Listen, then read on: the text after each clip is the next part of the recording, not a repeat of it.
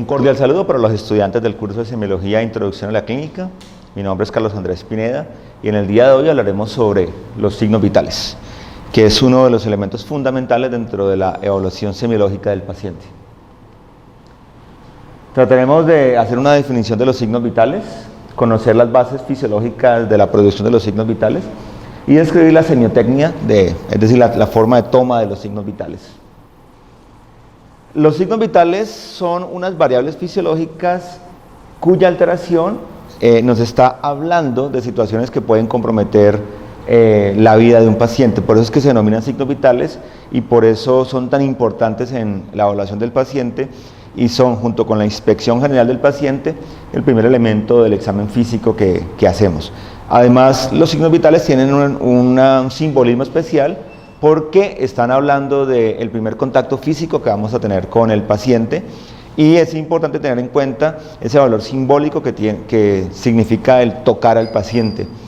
Es un elemento muy, por así decirlo, conocido por parte de los pacientes esperan que nosotros le tomemos sus signos vitales y por lo tanto pues va a ser importante que siempre lo tengamos en cuenta en la evaluación del paciente. Hablaremos del pulso. El pulso en este caso arterial, hablaremos de la tensión arterial, hablaremos de la frecuencia y el patrón respiratorio, hablaremos de la temperatura y introduciremos otras variables que aunque no son parte como tal de los signos vitales, las tendremos en cuenta como son las estadísticas vitales, es decir, lo que son variables antropométricas, peso, talla y otros como el perímetro cefálico y perímetro abdominal. Entonces empecemos por el pulso arterial. En la fisiología del pulso debemos tener en cuenta que el pulso de las arterias es producido por el bombeo del ventrículo izquierdo, es decir, en el momento en el cual se produce la contracción sistólica del ventrículo izquierdo, esa eyección de sangre que golpea contra la pared aórtica produce una onda que se va transmitiendo alrededor de las paredes arteriales. Ese impulso sistólico del ventrículo es el que va a llevar a una oleada de sangre alrededor de las arterias que se produzca el flujo de la sangre. Esa onda que se transmite a través de las paredes es lo que nosotros vamos a detectar en la evaluación del pulso. Realmente el pulso no es producido por el flujo de la sangre, porque el flujo de la sangre es continuo, se produce tanto en sístole como en diástole. El pulso que nosotros palpamos en las arterias es producido por esta onda que se transmite a través de las paredes arteriales por la contracción sistólica del ventrículo izquierdo. Debemos tener en cuenta que la onda que se transmite desde la aorta pues va a ir disminuyendo gradualmente su intensidad hasta lo más periférico del sistema arterial. Ya a nivel de las arteriolas y capilares pues ya no va a haber onda de pulso como tal. Y como les decía, pues en la diástole se produce flujo sanguíneo por lo que denominamos la bomba aórtica, es decir, recuerden que la aorta es una arteria muy elástica y una vez se cierra la válvula aórtica y no hay salida de sangre, ella va a recuperar su forma normal y eso va a impulsar la sangre durante la diástole. Por eso es que el flujo es continuo. Un poco de historia para que tengamos en cuenta que la medición del pulso arterial no es algo nuevo en la historia de la medicina, sino que se aplica desde hace muchos años. Tenemos evidencia de que los chinos desde hace muchos años estaban ya tratando el pulso, inclusive ese tratado chino de la medicina tradicional china nos habla de la detección de cientos de enfermedades a través de diferentes características del pulso. También tenemos evidencia en Egipto de cómo este famoso médico de Egipto en la antigüedad afirmaba que el pulso es el índice del corazón y nos va a hablar mucho de la condición del enfermo. Igualmente también dentro de la medicina alejandrina también estamos describiendo cómo el pulso compasaba con la música que podía escuchar el paciente. Nuestro colega, el doctor Solano de Luque, en la Córdoba española, hizo unas observaciones sobre el pulso, fue muy famoso por describir muchas condiciones asociadas al pulso, por eso algunos lo consideran un pulsista. El doctor Floyer, también en Inglaterra en el siglo XVIII, propuso ya introducir el uso del reloj secundero dentro de la medición del pulso, que ya es algo un poco más pues, como lo hacemos en este momento, y en el siglo XIX ya estaba mucho más introducido y difundido el reloj con segunderos, y ya en ese momento entonces introdujimos el uso del reloj secundero para medir el pulso como tal. Bueno, ¿qué características nosotros le vamos a evaluar al pulso? Vamos a evaluar varias. La primera de ellas es la presencia del pulso, el hecho de que el pulso esté presente como tal. Ese pulso lo vamos a determinar por palpación, siempre colocando la superficie palmar de las falanges distales del segundo y tercer dedo, sintiendo el golpe de la onda de presión de pulso. Y vamos a determinar el pulso en los siguientes puntos. Aquí hay simplemente una gráfica para recordar pues, todo el sistema arterial y los diferentes puntos donde podemos palpar el pulso. Estos son los sitios donde nosotros podemos llegar a evaluar el pulso. Tenemos la presencia del pulso carotidio, tenemos la presencia del pulso braquial, la presencia del pulso radial, aquí tenemos la presencia del pulso femoral, la presencia del pulso popliteo, la presencia del pulso pedio, la presencia del pulso tibial posterior. Entonces hay más sitios donde podemos palpar las arterias. Cualquier punto donde la arteria tenga un recorrido superficial y sobre todo se pueda llegar a comprimir con alguna estructura ósea o alguna estructura dura, es un sitio ideal para tomar el pulso. En la práctica clínica, los sitios donde siempre debemos evaluar el pulso son el pulso radial, es un sitio anatómico de fácil acceso para el médico, que no implica alterar el pudor de un paciente o una paciente, y ahí vamos a evaluar la mayoría de características del pulso. Pero también podemos evaluar el pulso a nivel carotidio, y es importante el complemento, como veremos ahora adelante. Algunas características del pulso los vamos a evaluar mucho mejor en el pulso carotidio.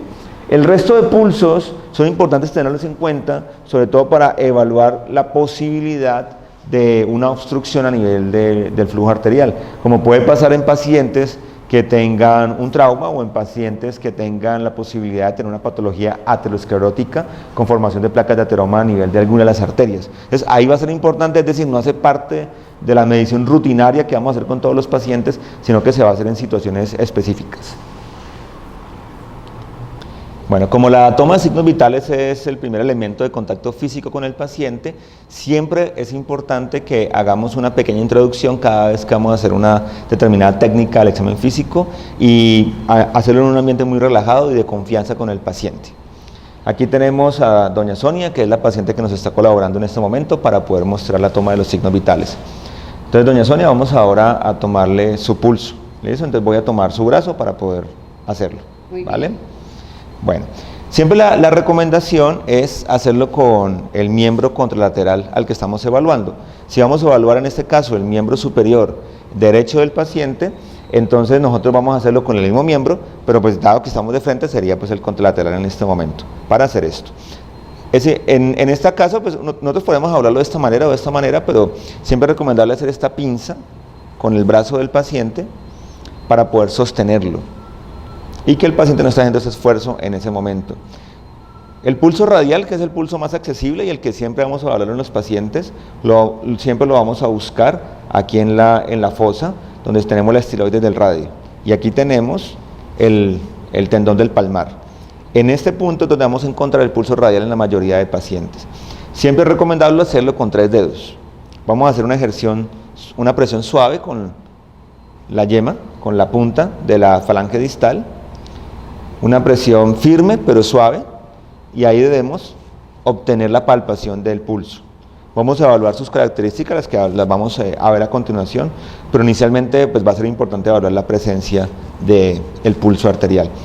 El objetivo para tener 3 dedos es que veremos que hay algunas maniobras que vamos a realizar para determinar, por ejemplo, el grado de compresibilidad o distensibilidad que tienen las arterias. Entonces, por eso lo vamos a hacer, para poder hacer una compresión tanto a nivel proximal como a nivel distal. Esa es la razón por la cual es importante hacerlo con 3 dedos. Entonces, esta es la forma en que vamos a evaluar el pulso arterial. Siempre también, en este caso, le podemos pedir el favor a doña Sonia que se retire el reloj. Ahí veremos, estamos viendo que una de las características que vamos a evaluar es la simetría. En la simetría, lo que nosotros vamos a evaluar es que la intensidad del pulso sea igual en ambos miembros superiores. O sea, que más o menos la intensidad sea igual, la altura de la onda sea igual en ambos miembros superiores. También a nivel del brazo podemos, en el miembro superior, vamos a evaluar también la presencia del pulso ulnar. Podemos evaluar la presencia del pulso ulnar, la cual será importante en el caso de algunos traumas vasculares a nivel del miembro superior. Entonces, en este punto podemos evaluar la presencia del pulso ulnar. También vamos a evaluar la presencia del pulso braquial. Aquí tenemos la fosa cubital. En la fosa cubital nos vamos a ir hacia la parte medial. Aquí tenemos la articulación y en este punto aproximadamente es donde debemos evaluar la presencia del pulso braquial. Veremos ahora a continuación que la presencia del pulso braquial va a ser importante para la ubicación del tensiómetro y el estetoscopio para poder medir la presión arterial. También podremos evaluar la presencia del pulso humeral. Aquí tenemos el vientre del bíceps y en este punto podemos evaluar la presencia del pulso humeral. Entonces, esos son los principales pulsos que podemos evaluar en el miembro superior del paciente. El otro pulso importante para evaluar ciertas características que veremos a continuación es el pulso carotidio. Entonces, aquí tenemos el cuello de la paciente, aquí tenemos los diferentes triángulos que existen en el cuello. Aquí va a ser importante la ubicación del esternocleidomastoideo, la línea media. Aquí tenemos el cartílago tiroideo y en esta fosa, justo por adelante del esternocleidomastoideo, aquí tenemos el cartílago tiroideo, aquí tenemos el ioides. Justo por encima de él vamos a ver la presencia del pulso carotidio. En este punto lo podemos hacer con 2 dedos solamente. Debemos hacer una presión muy suave. No debemos hacer un movimiento circular en este momento porque estaríamos estimulando el glomo carotidio, el seno carotidio, y eso podría ocasionar síncope en el paciente. No debemos evaluar los 2 pulsos carotidios al tiempo porque podemos causar síncope en el paciente. Entonces vamos a evaluar solamente uno de los pulsos carotidios en cada momento. Aquí vamos a determinar ciertas características que veremos a continuación y posteriormente pues podremos evaluar el otro pulso carotidio. Entonces, esos son los principales pulsos que vamos a evaluar en los pacientes. Bueno, una vez que hemos visto cómo es la técnica para tomar el pulso, ahora vamos a hablar de la siguiente característica, que es la frecuencia. La frecuencia pues simplemente es cuántas pulsaciones se producen en una unidad de tiempo, que es 1 minuto. En este caso sí debo advertir que una cosa es la frecuencia de pulso y otra cosa es la frecuencia cardíaca. Aunque en la mayoría de las situaciones van a tender a ser similares, debemos hacer las 2 mediciones simultáneamente. Debemos tener el valor de la frecuencia cardíaca, número de pulsaciones, de latidos por minuto, y el número de pulsaciones que hay en las arterias. En este caso, la frecuencia pues siempre la vamos a medir en arterias periféricas como la radial principalmente. En cuanto a las frecuencias, en lo que es el periodo fetal y en el recién nacido, vamos a obtener frecuencias que oscilan entre 120 a 160 pulsaciones por minuto. Puede llegar inclusive a 180 dentro de un rango normal sin ningún problema. En el lactante, las frecuencias del pulso oscilan entre 100 a 140 pulsaciones por minuto. En el infante, hasta los 4 años, entre 80 y 120, y ya a partir de los 5 años obtenemos los rangos de pulsaciones del adulto, que son entre 60 a 90 a 100. ¿Por qué ponemos este rango así? Si lo miramos en forma estricta, nosotros vamos a decir que la frecuencia cardíaca y la frecuencia de pulso normal de un adulto llega hasta 100 latidos por minuto, hasta 99 latidos por minuto. Pero en términos generales, una persona que esté en reposo no debería tener más de 90 pulsaciones por minuto. O sea que ahí tenemos una zona gris de transición entre una pulsación normal y una pulsación alterada. Bueno, ¿cuáles son las alteraciones que vamos a tener? Primero vamos a tener las disminuciones de la frecuencia. Hay 2 términos que debemos diferenciar. Por un lado está la bradicardia y la taquicardia, que sería una alteración hacia abajo o hacia arriba en la frecuencia cardíaca, y por el otro lado tenemos la bradisfigmia y la taquisfigmia, que es la alteración directamente del pulso. Como una pulsación equivale a la eyección de sangre por el ventrículo izquierdo, pues vamos a tener que en la mayoría de los casos deben ser iguales. Por eso ustedes van a ver que en la literatura médica casi nunca se habla de taquisfigmia o bradisfigmia o normosfigmia, sino que se habla más de taquicardia y bradicardia. Pero hay algunas situaciones en las cuales algunos latidos del ventrículo izquierdo pueden ser inefectivos y no generar una onda de pulso, que esa es la razón por la cual pues, no son exactamente siempre lo mismo, pero sí en la mayoría de los casos. Entonces aquí vamos a usar el término bradicardia, pero recuerden que si queremos ser mucho más estrictos en el uso de los términos médicos, hablaríamos de bradisfigmia. Entonces aquí es cuando la frecuencia está por debajo de la frecuencia, pues ya dijimos la frecuencia. Si estamos hablando de niños o adultos, pues estamos hablando de menos de 60 pulsaciones o latidos por minuto. La bradicardia más frecuente de todas es la bradicardia sinusal.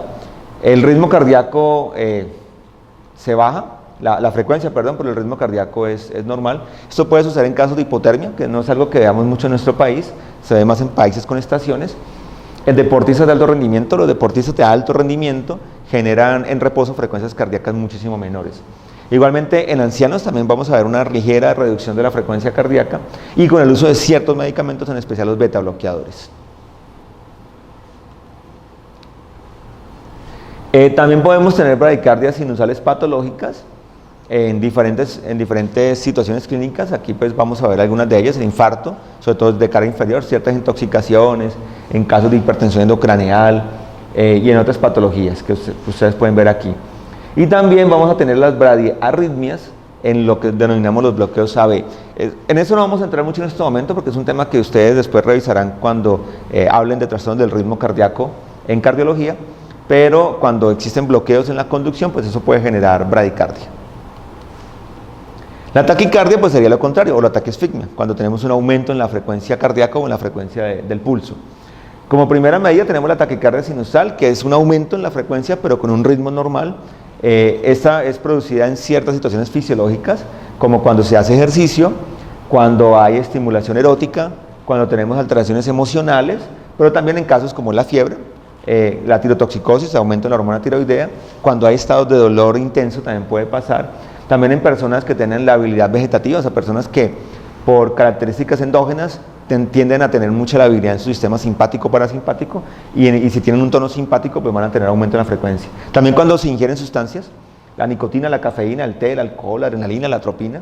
En el caso de la nicotina, la cafeína y el té, sobre todo cuando se dan en cantidades importantes. También tenemos taquicardias patológicas que ya alteran el ritmo cardíaco como tal. Tenemos la fibrilación auricular, la taquicardia supraventricular paroxística, que una de las características importantes, sobre todo en la taquicardia supraventricular, es que la frecuencia cardíaca aumenta muchísimo. Aunque no hay un límite específico, en general uno no va a hablar de taquicardia sinusal, sino hasta 160 latidos por minuto. Después de eso es mucho más probable que se trate de una taquicardia patológica. Bueno, la siguiente hemos hablado de la presencia del pulso, la simetría del pulso y la frecuencia del pulso. Ahora hablaremos de lo que es el ritmo y la regularidad del pulso. Esto se refiere a el tiempo, la unidad de tiempo que se da entre cada una de las pulsaciones, ¿sí? Normalmente esto lo vamos a hablar en la arteria radial y vamos a ver las alteraciones que podemos tener. Entonces aquí lo que vamos a mirar es cómo se producen esas alteraciones del ritmo. Entonces vamos a poner un ejemplo sonoro para poder determinar un poco esto. Cuando yo tengo una arritmia irregular, lo que quiere decir es que el intervalo que hay entre cada una de las pulsaciones es diferente, no es el mismo intervalo, ni hay un ritmo en eso. Es algo que podemos interpretar sonoramente de la siguiente manera.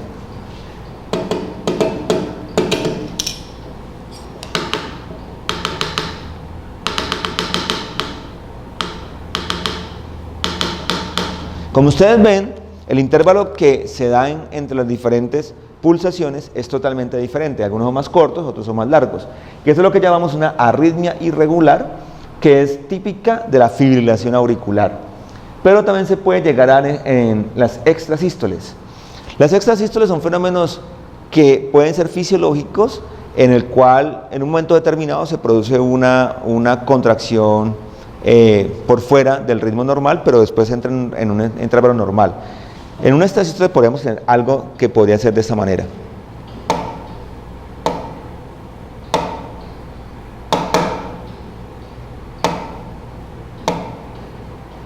Como ustedes ven, el pulso es rítmico, los intervalos son similares, pero en un momento determinado se produjo uno muy corto, después hubo una pausa y volvió otra vez al ritmo normal.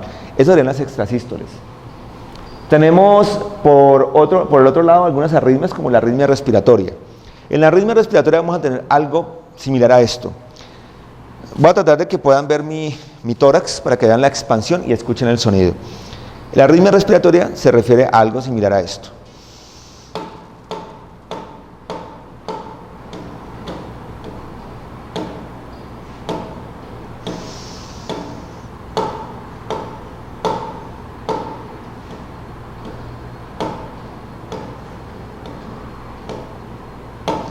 Lo que trato de mostrarles es que hay un acompasamiento entre el ritmo respiratorio y el ritmo del pulso.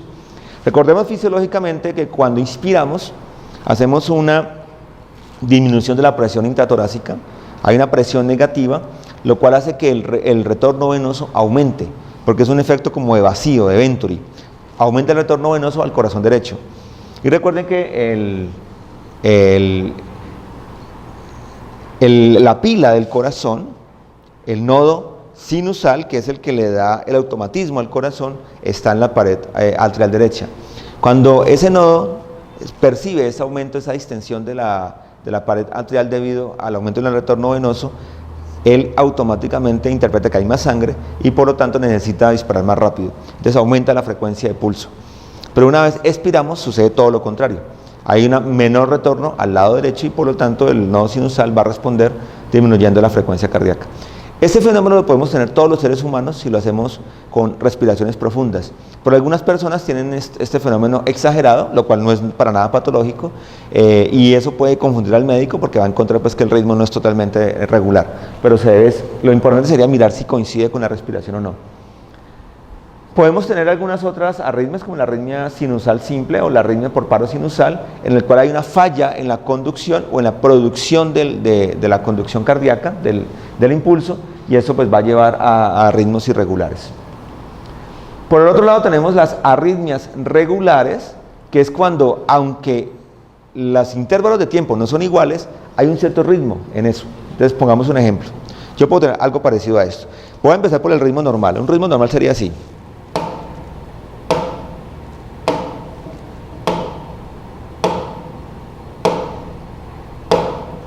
Pero puede suceder algo como esto.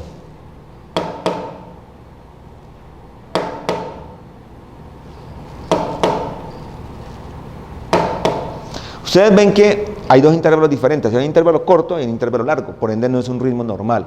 Lo que sucede aquí es que hay un latido normal y se produce un extrasístole cada vez que hay un latido normal. Eso se llama bigeminismo. O puede haber trigeminismo, que sería algo parecido a esto.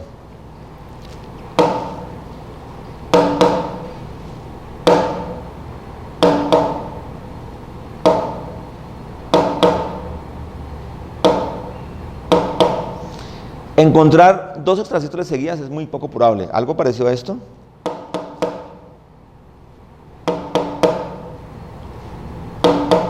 Eso es muy poco probable que haya dos extrasístoles seguidas. O sea, que lo que vamos a tener es que tenemos un latido normal, otro latido normal y un extrasístole. Una pausa, otro latido normal y un extrasístole, que sería el trigeminismo. Esas son las dos los dos fenómenos que podemos encontrar dentro de lo que sería arritmias regulares o lo que ahorita llamamos arritmias también parciales y en contraposición a estas que serían las arritmias totales. Entonces esas son las alteraciones que podemos encontrar en el pulso, en el ritmo como tal. Bueno, la siguiente característica que vamos a evaluar es la amplitud o intensidad del pulso. Aquí estamos hablando de la fuerza con que sentimos la onda del pulso. Esta fuerza la debemos siempre comparar con lo que sería la intensidad normal del pulso. Eso, claro, tiene un elemento de subjetividad, porque depende mucho de lo que cada persona, cada evaluador interprete como una intensidad que considere normal. Por eso es muy importante la práctica, para darse cuenta de un rango amplio de intensidades, porque debemos entender que la normalidad de la intensidad del pulso no es la misma para todo el mundo. No todos los seres humanos sin alteraciones van a tener el mismo grado de intensidad del pulso. Entonces, esto es un rango, vamos a interpretarlo un poco como una campana de Gauss, donde hay un rango de normalidad amplio, y las alteraciones son como las colitas de la campana de Gauss. Entonces, en ese caso, lo que tendemos a hacer es clasificarlo por cruces, donde decimos que 0 es un pulso ausente, o sea, no hay pulso, una cruz es un pulso débil, 2 cruces es un pulso normal, y 3 cruces es un pulso aumentado. 4 cruces es un pulso muy aumentado que denominamos pulso saltón. El pulso débil es un pulso que vamos a denominar parvus, y el pulso aumentado es un pulso que vamos a denominar como magnus, como vamos a ver aquí. Entonces la amplitud puede ser normal o la amplitud puede ser aumentada, ¿sí? Que sería 3 o 4 cruces. El pulso aumentado es el pulso que denominamos como magnus. El pulso magnus se puede dar en casos de circulación hiperkinética Pacientes que tienen alteraciones tiroideas, hipertiroidismo, van a tener circulación hiperkinética. Cuando hay casos de anemia severa, también. Pacientes con fiebre o pacientes con estados de ansiedad. Cuando tenemos pacientes con fístulas arteriovenosas y conductos arteriosos persistentes, es decir, cuando hay comunicaciones anormales entre arteria y vena. Las fístulas generalmente son creadas en forma iatrogénica. Se hace mucho en pacientes, por ejemplo, en diálisis, para poder introducir el catéter por ahí. O el ductus, que es la persistencia, ustedes saben, del conducto entre la aorta y la pulmonar. Cuando haya arteriolosclerosis, la arteriolosclerosis es diferente a la aterosclerosis. La arteriolosclerosis es un fenómeno producido por el envejecimiento de endurecimiento de las paredes arteriales, y ese endurecimiento hace que, al haber menos distensibilidad, el pulso se sienta mucho más fuerte. Y la situación como donde más se produce el pulso más aumentado de todos es la insuficiencia aórtica, la insuficiencia valvular aórtica, en el cual es el pulso más intenso. Lo conocemos como pulso de Corrigan o de martillo de agua. Es también el pulso que se denomina saltón, porque ahorita veremos que se asocia también a alguna característica relacionada con la forma de la onda del pulso. El pulso débil o pulso parvus se produce en estados de hipotensión por cualquier causa, en la pericarditis constrictiva o en derrames pericárdicos, taponamiento cardíaco, por ejemplo. Y cuando el pulso es muy débil, casi imperceptible, estaremos hablando del pulso filiforme.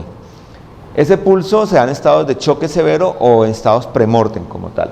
Entonces, estas es las causas de pulso parvus o pulso débil. Ok, siguiente característica. La siguiente característica que vamos a evaluar en el pulso es la igualdad. La igualdad se refiere a que la amplitud, la intensidad de las diferentes ondas de pulso que sentimos sean iguales, que eso es lo normal. Y vamos a evaluar si hay alguna diferencia en la altura de las diferentes ondas de pulso, que será un pulso desigual. ¿Cuándo puede haber pulsos desiguales? Lo puede haber cuando hay arritmias irregulares. Si un paciente tiene sobre todo una fibrilación atrial, auricular, pues los latidos no todos van a ser igual de efectivos. Entonces va a haber unos mucho más intensos, otros menos intensos, y eso va a hacer que la altura vaya a cambiar. Y también en estados de falla cardíaca severa, donde es frecuente que se dé un fenómeno denominado pulso alternante, y es que se da una onda alta, una onda baja, una onda alta, una onda baja, y lo van a sentir de esa manera. Entonces esto es diferente al ritmo, esto es igualdad, fuerza, que sea la misma amplitud, la misma fuerza, el pulso. La siguiente característica que vamos a evaluar, todas estas otras características las vamos a evaluar principalmente en arterias periféricas, como la arteria radial.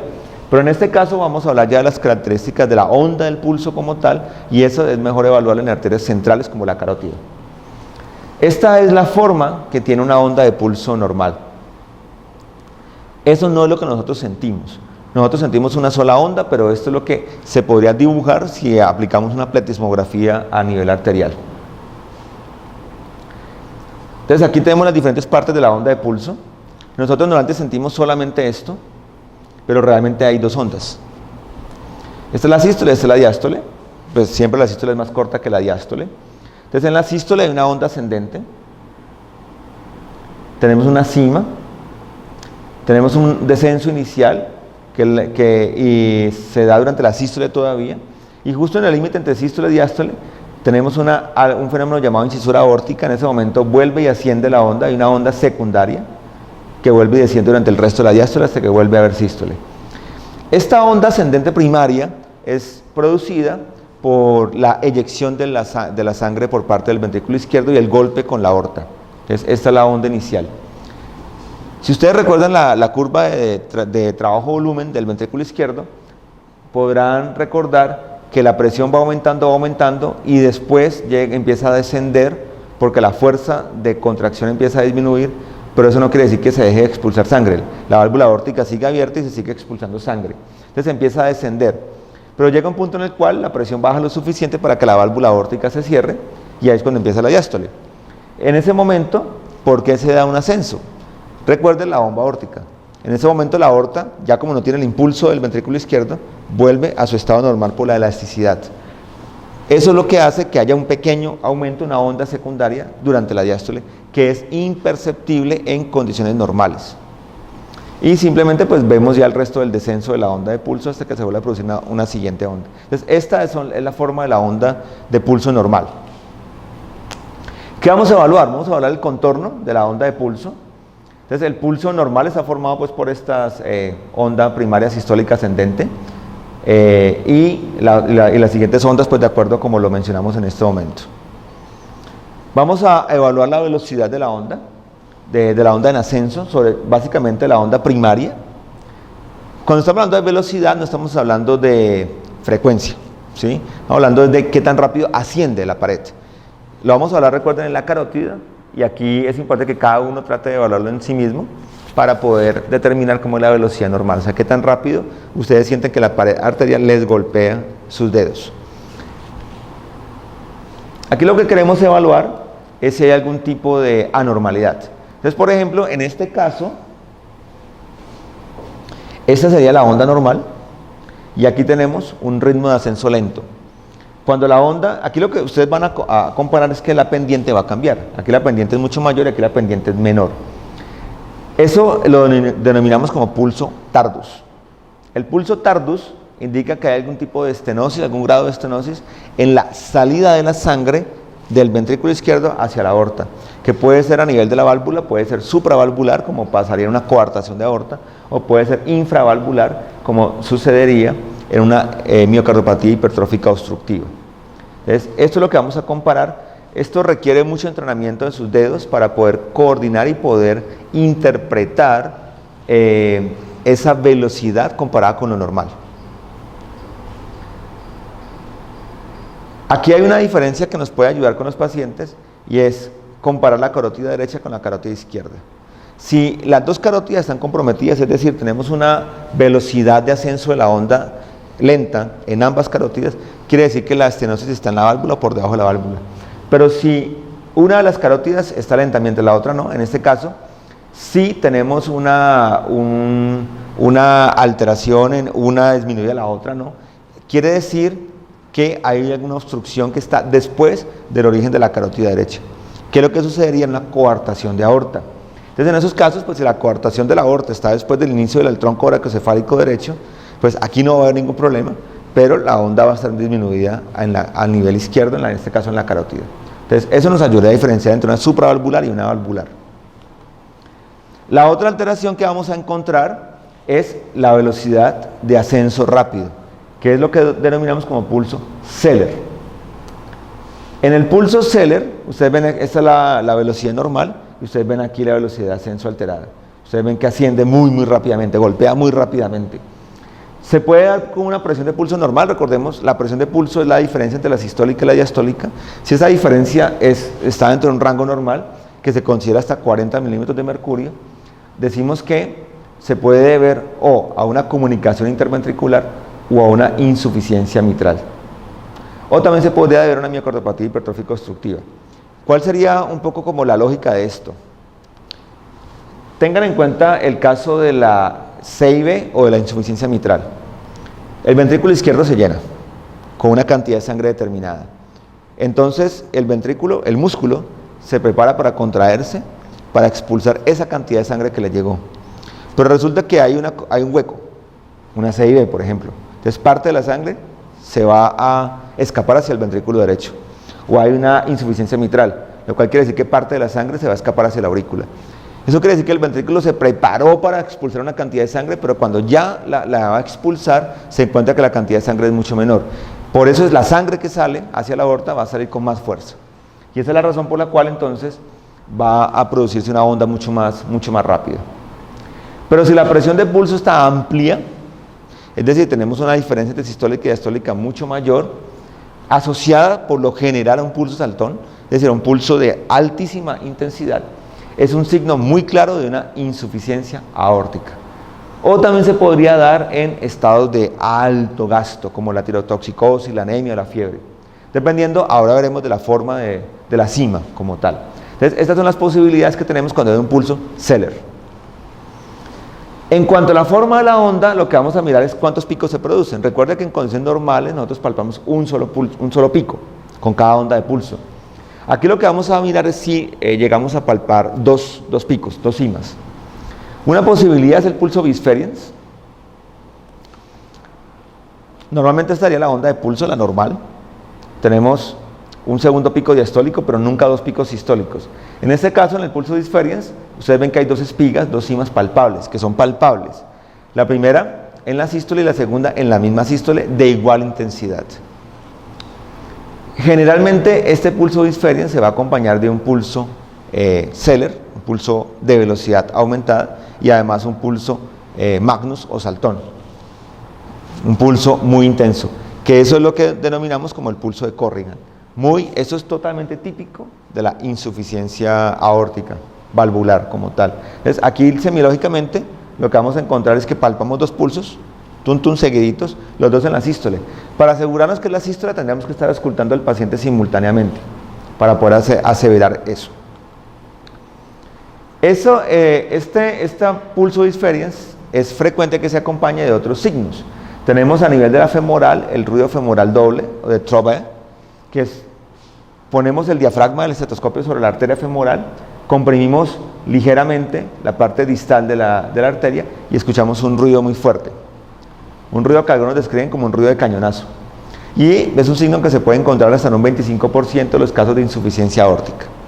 Tenemos el sonido femoral sistólico en pistola y tenemos el soplo doble de Durossier, que ya no es un ruido, no es como tal algo palpable, sino que es un fenómeno auscultatorio, donde al comprimir con el diafragma la arteria femoral vamos a encontrar un soplo sistólico y diastólico, que se encuentra pues en un 58% de los casos. Todos estos son signos de pacientes con insuficiencia aórtica. El pulso bífido es otra alteración en la forma de la onda, donde también vamos a tener dos espigas, pero la diferencia en el pulso bífido es que las dos espigas son sistólicas. Este tipo de pulso es muy típico de la miocardiopatía hipertrófica obstructiva. Tenemos un primer pico, es muy parecido al pulso disferiens, un primer pico sistólico de intensidad alta y un segundo pico sistólico de una intensidad mucho menor. Se pueden palpar los dos, pero semiológicamente es poco probable encontrarlo. Esto podemos encontrarlo más en ciertos exámenes, este tipo de pulso bífido. Lo importante es recordar que los dos picos, las dos espigas, se producen en la sístole, a diferencia del pulso dicrótico. En el pulso dicrótico lo que vamos a encontrar es un doble pico, pero uno sistólico y otro diastólico, que sería la onda de pulso normal, pero aquí vamos a encontrar una siguiente espiga palpable durante la diástole. Este pulso dicrótico se va a dar en casos en los cuales hay una presión arterial diastólica muy baja y un pulso muy lento. Se describen ciertas condiciones infecciosas, como la fiebre tifoidea, la meningitis, también en otros problemas como la ictericia, el taponamiento cardíaco, pero no es un fenómeno que se encuentre muy frecuentemente, se da sobre todo en situaciones en las cuales no había tratamiento para estas patologías. Ya les he explicado que muchos de los signos semiológicos son heredados pues, de las observaciones que hacían los clínicos en los pacientes en los hospitales cuando no había muchas opciones de tratamiento y podíamos evidenciar toda la historia natural de la enfermedad de un paciente. Entonces, estas son las tres alteraciones que podemos tener en la forma del pulso. El pulso disferiens, de acuerdo a dos picos sistólicos de la misma intensidad. Tenemos el pulso bífido, donde hay dos picos sistólicos, que sería algo parecido a lo que tenemos aquí. Dos picos sistólicos, pero uno más alto que el otro. Y el pulso dicrótico, donde hay un pulso sistólico y otro diastólico, dos espigas, perdón. Es que los encontramos en este tipo de patologías. Otras características que le podemos hablar al pulso, el grado de rigidez de la pared arterial. Cuando nosotros palpamos la arteria, sobre todo la radial, vamos a mirar, a darnos cuenta de qué tan dura es la pared arterial, qué tanto se puede comprimir o qué tanto no. Eso es un signo de endurecimiento arterial que vamos a encontrar sobre todo en las personas de mayor edad. Frémito es una característica palpatoria donde es como la transmisión táctil de un soplo, es decir, de un flujo turbulento. Entonces lo que vamos a encontrar es una especie de cosquilleo que vamos a sentir en la arteria. Y los soplos, que son características sonoras, que los podemos escuchar con el estetoscopio en cualquier momento en el cual hay algún tipo de obstrucción en la arteria que lleve a que se produzca un flujo turbulento, o también cuando hay circulación hiperkinética y se produce flujo turbulento como los que les mencioné ahora en la arteria femoral.